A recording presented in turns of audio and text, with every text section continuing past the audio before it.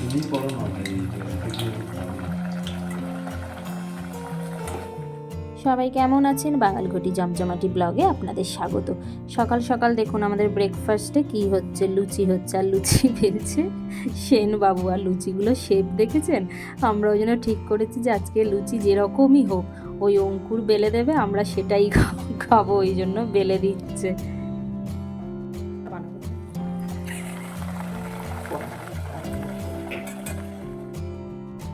এই যে লুচি আর আলুর তরকারি হবে।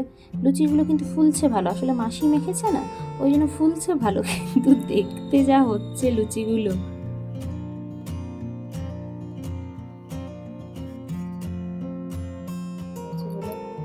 এইটা আমি বেলেছি ওই জন্য সুন্দর।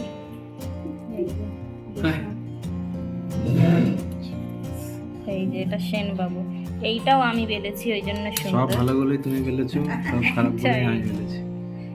মাঝের মধ্যে এই রকম শেপেরও লুচিতে কিন্তু ভালোই টেস্ট আসে, খেতে মন্দ হয়নি কিন্তু। এই যে আলুর দম আর লুচি দিয়ে আজকে আমাদের ব্রেকফাস্ট।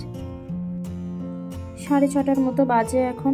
আমরা সবাই মিলে একটু আমার ওই বন্ধুর বাড়ি যাচ্ছি।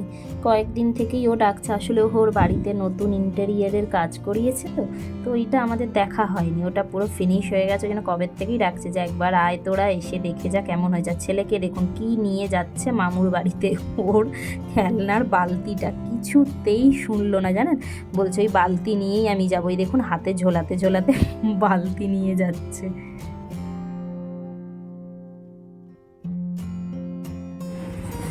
ওইদিকে সরে যাও।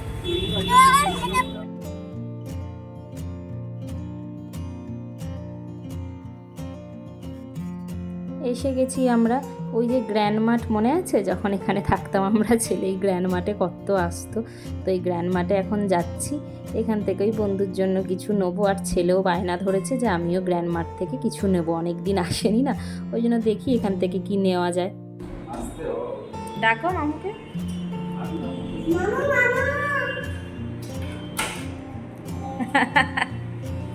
ওই দেখো এই সেটা লাগিয়েছে।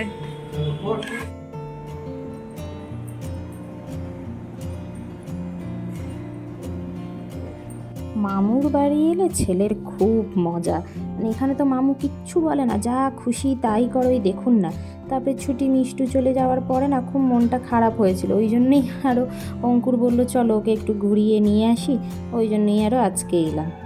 দেখুন কি বানিয়েছে সব, মানে নিজের হাতে সব করেছে, দেখুন কত কিছু বানিয়েছে। দাঁড়ান খেয়ে নিই, এত ভালোবেসে কত কিছু বানিয়েছে, আগে খেয়ে নিই। আর চারিদিকটা কি সুন্দর করেছে। আজকে আর টাইম হবে না হয়তো দেখানোর, পরে একদিন আপনাদের সব ঘুরিয়ে দেখাবো। এখন এই যে মাসিকে নিয়ে একটু এলাম ওপরে এই সব দেখাতে। মাসি এই 14 তলার ওপরে এসে বলছে যে আমার কি মাথা টাথা ঘোরাচ্ছে, মনে হচ্ছে ভূমিকম্প এসছে, ওই জন্য নিচটাতেই দাঁড়িয়ে দাঁড়িয়ে সব দেখছে।